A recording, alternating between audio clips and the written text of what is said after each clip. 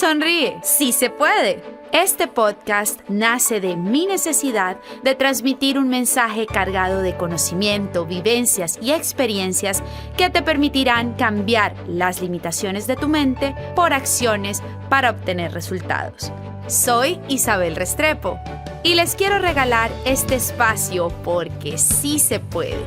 Todo se puede, con una mente entrenada y una sonrisa frente al mundo. Para cada episodio de este podcast, les prometo que tendré a los mejores líderes, expertos, motivadores, profesores, personas que admiro y profesionales. Es hora de desempolvar tus sueños y trabajar para hacerlo realidad. Nos vemos pronto. Sonríe, sí se puede. Este espacio es patrocinado por el mejor lugar para comprar tus electrodomésticos, The Actor Academy. Síguelos en @The Actor Academy. Y Eduardo Stanbury Studios. Síguelo en @Eduardo Stanbury.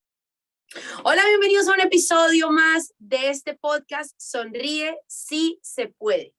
Hoy vengo con un tema que está muy de moda, que muchas personas le llaman cliché, otras dicen que es imposible vivir así.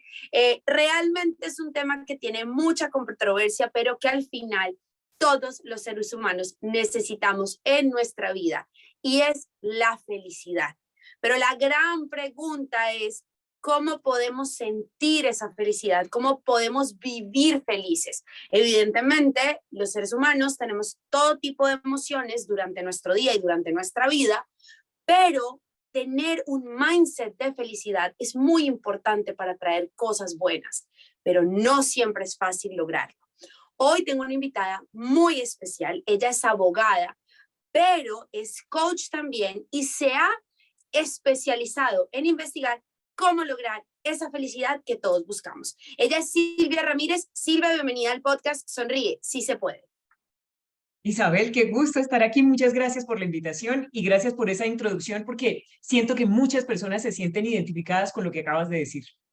Silvia, bueno, eres una mujer, pues al leer tu perfil me doy cuenta que eres una mujer muy estructurada, eres una mujer muy académica, abogada, pero de repente te has ido por un camino en el que la felicidad se te ha vuelto tu profesión, buscar esa felicidad, ayudar a los demás a encontrarla. ¿Tú cuál crees que es la base para que una persona comience a conectar con esa felicidad en su vida? No hay una respuesta que yo crea que es universal. O sea, me importa mucho contarte que aun cuando llevo 20 años dedicada al estudio de la felicidad, pensando en mi propia infelicidad, es cierto, por ejemplo, que no he podido encontrar una definición universal de felicidad, por una razón sencilla. Si hiciéramos el ensayo de preguntar a todas las personas que oyen tu podcast, por favor, para usted, ¿qué es la felicidad? Anoten un papelito. Con toda seguridad tendríamos 1000 respuestas distintas y todas igualmente válidas. Entonces, esto es para decir de entrada, aun cuando llevo tanto tiempo aplicada al estudio de estas cosas, no he encontrado verdades que sean últimas. Pero sí hay cosas que he encontrado y que son muy poderosas. Por ejemplo, a la hora de resolverse a ser una persona feliz, una clave es distinguir entre ser feliz y estar contentos. Fíjate que en español tenemos esa ventaja que no la tienen las personas que hablan, por ejemplo, solo inglés. Perdona, porque si te fijas, en inglés el verbo ser y el verbo estar es igual. Para que yo diga, por ejemplo, soy Silvia, que por más que me lave no se me quita, se dice I am Silvia. Y para decir yo estoy aquí, que luego puedo cambiar de ubicación en cualquier momento, se dice igual, I am here. En español no. Ser y estar es distinto y eso supone una ventaja tremenda porque le conviene a uno entender que es perfectamente posible que yo, siendo una persona feliz, por ejemplo, en este momento estoy triste porque se me ha muerto el gato. Entonces, ¿usted es feliz, señora? Sí, soy feliz, pero ahorita mismo no estoy contenta porque se me murió el gatico, estoy triste. Uno. Y dos, para terminar acá, cuando uno distingue entre ser feliz y estar contento y uno suelta la obsesión con querer estar siempre arriba, siempre muerto de risa, uno empieza a notar que posiblemente en este momento uno sea más feliz de lo que creía que era. Si uno empieza a asociar la felicidad como con serenidad. Yo a través de los años que llevo, digamos que entrando, ahondando en el crecimiento personal, si hay una respuesta que de pronto yo veo hacia la felicidad, es que siempre, nunca debe ser afuera, siempre debe estar adentro. Y realmente cuando estamos como buscando eso afuera, es cuando lo que tú dices, estamos todo el tiempo como en, quiero estar arriba, ¿dónde está la felicidad? Y realmente jamás la encuentras, es como una conexión de alma. ¿Cómo ves tú esto que yo te estoy diciendo desde tu experiencia? Yo he visto, estoy primero muy de acuerdo con lo que estás diciendo por una razón práctica. Veo que cuando uno mejor se siente es cuando es capaz de no solo acallar la mente, sino cuando uno es capaz de direccionar su atención de manera voluntaria. Porque fíjate, cuando uno tiene, por ejemplo, una pena de amor, y uno quisiera sacarse a esa persona de la cabeza, pero no puede, y entonces siente que todo el tiempo está pensando en esta persona. Siguiendo con ese ejemplo, aquí hay una anotación bien importante para hacer. En español también tenemos dos verbos que se parecen, pero que son distintos. Una cosa es pensar y otra cosa es recordar.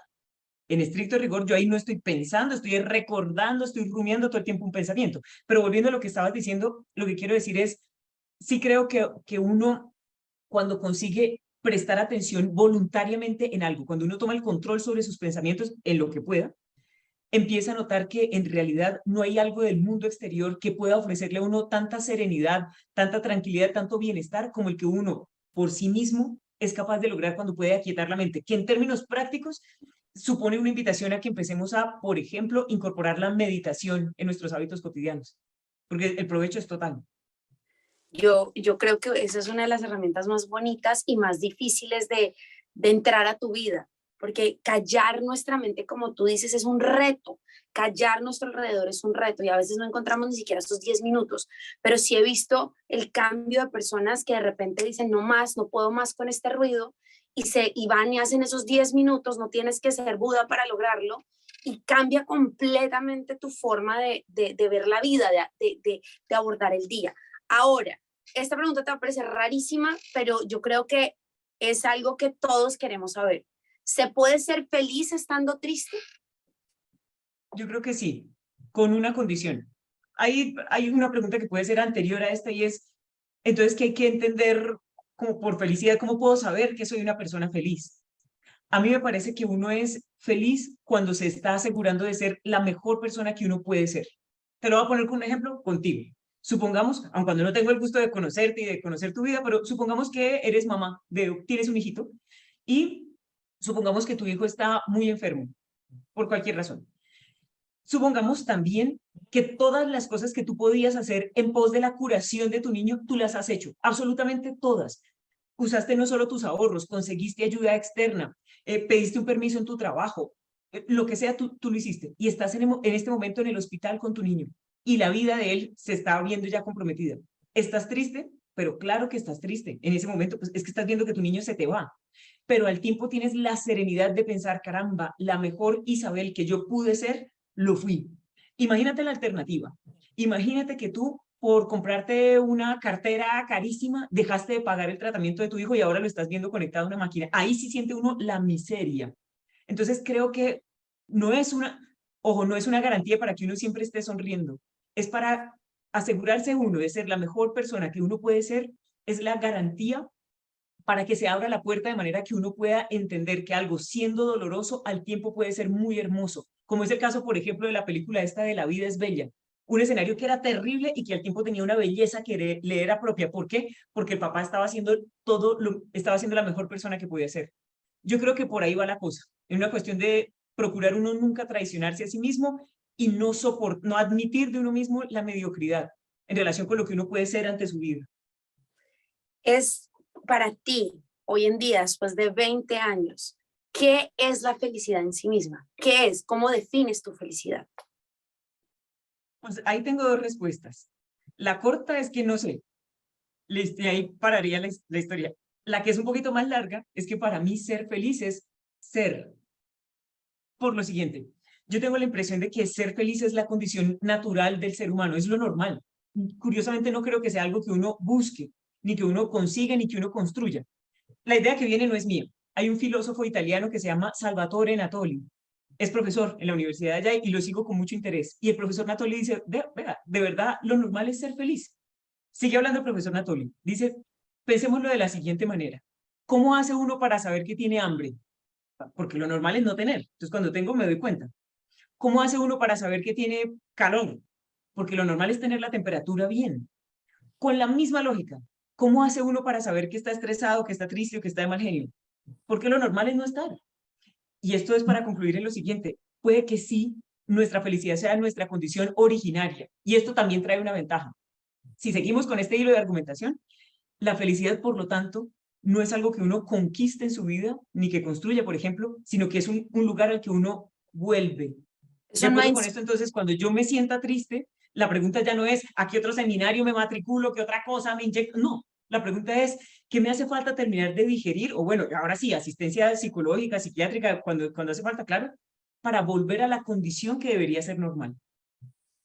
Qué explicación tan linda y de verdad que yo creo que es ese autoconocimiento, ¿no? Porque cuando, con lo que tú decías de estoy haciendo lo que puedo por salvar a mi hijo, por vivir una situación difícil, pero yo estoy actuando desde todas mis herramientas, siendo mi mejor versión. Yo no soy responsable de la consecuencia o el resultado de esa situación, pero sí soy responsable de quién soy durante esa situación. Y creo que eso suelta, aligera un poco, y es ese trabajo que creo que es el próximo tema que voy a hablar contigo, es ese trabajo de autoentenderme y autoconocerme, porque yo creo que cuando yo no me conozco, entonces no sé cómo yo me voy a sentir bien conmigo. Y creo que eso es algo que no trabajamos mucho, o sea, vivimos como yo tengo que ser esto, yo voy a ser este profesional, para el mundo soy todo, pero ¿quién soy para mí? ¿Qué me da paz ser? ¿Cómo tú trabajas eso en las personas? Yo sé que tú trabajas la programación neurolingüística también, pero ¿cómo tú, digamos que llevas todo a un espacio donde la persona se siente completa y puede llegar a esta conclusión tan bonita que tú me has dado hoy? Hay varias maneras de llegar ahí, pero la que me parece a mí más eficaz tiene una palabra mágica detrás y es límites. Yo necesito, en primera instancia, conocer mis límites y a continuación saber marcar límites. Entonces, ahí hay varias cosas que hay que pensar. Primero, necesito conocer de verdad, por ejemplo, a mí hasta dónde me da la energía. Hay personas que duermen 3 horas y están estupendas, hay otros que necesitamos 7. O sea, desde cosas tan elementales como la cantidad de horas de sueño hasta cosas tan complejas como moralmente qué tan dúctil es mi personalidad, por ejemplo. Entonces, lo primero, conocer mis límites. Lo segundo, empezar a marcarlos, entendiendo una cosa. Es muy curioso, pero la primera persona a la que uno debería marcar límites es a uno mismo. Por ejemplo, para no seguir trabajando 15 horas, si no es indispensable. De vez en cuando tenemos que hacerlo y hay que remangarse y hay que ponerse, claro, para que los proyectos sean exitosos, pero tiene que ser la excepción. Entonces, bueno, pero lo que quiero decir es, la primera persona a la que yo debería marcarlos es a mí. A continuación, a los demás. Y aquí quisiera aprovechar el hecho de que tú y yo somos mujeres para mandar un mensaje muy sentido a las otras mujeres también. Y es lo siguiente, a nosotras nos da miedo marcar límites a las personas porque a veces sentimos, caramba, si yo le digo a tal persona que quiero ser tratada de cierta forma, seguro va a pensar que soy mala y ya no me va a querer.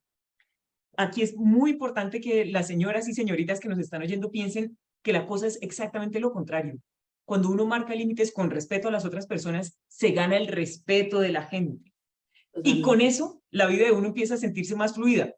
Esto no garantiza que en la vida de uno no haya problemas, esto no garantiza que todo el mundo lo va a querer a uno, esto no garantiza que uno va a mantener su trabajo, no. Pero sí garantiza que uno salvaguarde su energía para tener cómo ser creativo ante los problemas de la vida. Yo siento que va por ahí. Yo he leído mucho la historia de mujeres exitosas, tanto a nivel laboral como a nivel de relaciones, y todo concluye en lo que tú dices, una mujer con límites o un hombre, pero en este caso estamos hablando de las mujeres, una mujer con límites es una mujer que inspira respeto y que además causa admiración, porque estamos tan acostumbrados a dejar que sea el mundo que decida, a no ponernos nosotros esos espacios donde hasta aquí voy, este es mi límite, que cuando vemos a alguien que es rudo, que es completamente férreo en sus limitaciones, en sus límites, perdón, no limitaciones, en sus límites, lo admiramos y decimos, aquí pasa algo diferente. Y creo que es muy enriquecedor y vuelvo a lo mismo, viene con el autoconocimiento, quién soy, lo que tú dices, cuál es, hasta dónde llega mi moral, y vivimos en una sociedad, y esto también lo quiero conversar contigo, vivimos en una sociedad que todo, o sea, todo tiene que servirnos a todos. Entonces, el mundo se abre de esta manera, entonces yo tengo que pensar como el mundo para pertenecer al mundo, yo tengo que actuar como el mundo, y resulta que cada uno tiene una historia de vida completamente diferente. ¿Cómo vivir en este mundo sin permitir lo que nos puede hacer daño o lo que nos afecta interiormente y que a veces no nos damos cuenta que tiene todo que ver con el hecho de aparentar en este mundo? Ahí para eso yo tengo un mantra, y el mantra es equilibrio antes que velocidad. Equilibrio antes que velocidad. Pero de eso te propongo que hablemos en 30 segundos, porque antes hay una nota que me gustaría hacer a propósito del tema anterior sobre los límites. Los límites efectivamente son muy útiles porque hacen que a la larga la gente diga, oiga, esta persona se toma a sí mismo muy en serio, está muy bien. Pero una cosa es tener límites y otra cosa es ser testarudo. Y es que esta anotación es importantísimo hacerla porque cierto grado de flexibilidad es fundamental para poder fluir en la sociedad. Pongamos que yo prefiero el vino tinto por encima del vino blanco, pero el vino blanco tampoco es que me disguste. Y la persona con la que estoy me dice que yo quisiera el vino blanco, tomemos el vino blanco sin problema, porque es un asunto menor. El ejemplo del vino es circunstancial, pero es que como esto nos pasan muchas cosas en la vida. Con las parejas, por ejemplo, que qué película van a ver. Con los niños, por ejemplo, que cómo se va a usar el tiempo de la tarde. Hay cositas en las que uno le viene mejor que sea flexible. Y ahora, volviendo a la pregunta que habías hecho hace un momento, te decía, yo creo que el mantra para conseguir que, aun cuando afuera haya trifulca en el mundo exterior, esa trifulca no me permee a mí el alma, consiste en repetirse equilibrio antes que velocidad. O sea, antes de salir a tratar de hacer que me pasen cosas, de conseguir más oportunidades de negocio, de conseguir mejorar mi perfil académico, tal, antes asegurarme de yo misma desarrollar un método para mantener mi paz interior. Vuelve y juega la meditación. O lo que sea que le funcione a la gente. Hay gente que le funciona hacer ejercicio. Hay otras personas que, por cierto, es una labor que las mujeres ya casi no hacemos, pero deberíamos. El hecho de bordar, de tejer, de concentrar toda la atención, porque la meditación en últimas no consiste en tener la mente en blanco. Básicamente porque el cerebro está diseñado para pensar, como por ejemplo el corazón está diseñado para bombear sangre. No le puedo decir al corazón, ven, no bombees sangre un momentico, pues porque quiere decir que me morí. Lo mismo el cerebro. Lo que sí podemos hacer es canalizar la atención. Y todo esto es para llegar a un punto que yo encuentro muy interesante. Cuando uno consigue dar prioridad a su equilibrio antes que a la velocidad del éxito en su vida, va a pasar una cosa que es muy bonita y es la siguiente: la velocidad a la cual le pasen a uno las cosas deja de parecerle a uno tan importante. ¿Por qué? Pues porque yo conseguí estar en paz conmigo misma, con lo cual tengo una sensación que es propia de bienestar. Silvia, tú eres una mujer muy exitosa, muy reconocida. ¿Cuál crees que ha sido, digamos, esto suena cliché, pero es algo que todo el mundo quiere saber cuando ven personas exitosas, el secreto de tu éxito?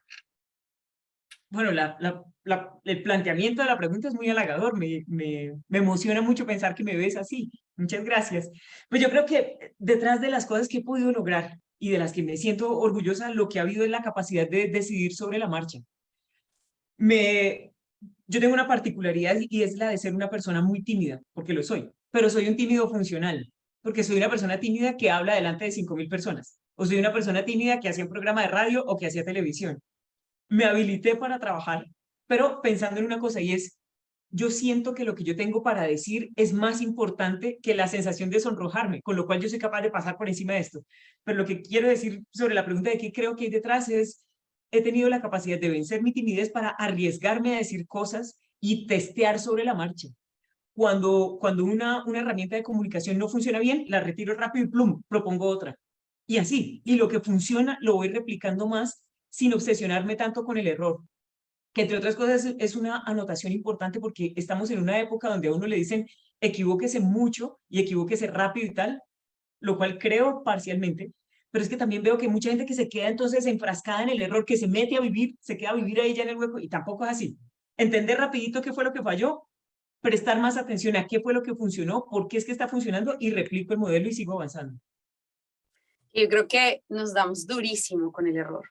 Creo que una de las cosas que más nos afecta y que más nos hace perder tiempo, porque nos quedamos culpándonos, revolcándonos, preguntándonos por qué, y al final lo que tú dices es lo que uno tiene que hacer. Ya pasó, vamos a ver, no voy a repetir esto, y si lo repito no pasa nada, vuelvo y lo ajusto, pero no me hago ese daño que creo que es a lo que más estamos acostumbrados, a juzgarnos durísimo y a quedarnos quietos cuando sentimos que la estamos embarrando. Y creo que al revés, uno tiene que desembarrar en la marcha como tú lo acabas de decir.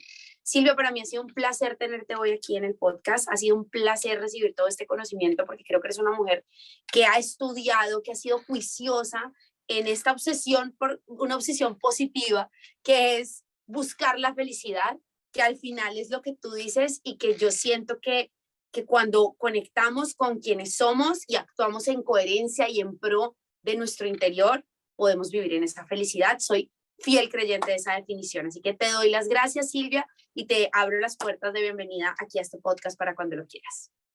Isabel, a ti, muchas gracias, no solo a ti, sino a todo tu equipo de trabajo. Y, por supuesto, a las personas que nos están oyendo, no puedo desaprovechar la ocasión para invitarlos a que me acompañen en las redes sociales. Estoy en todas.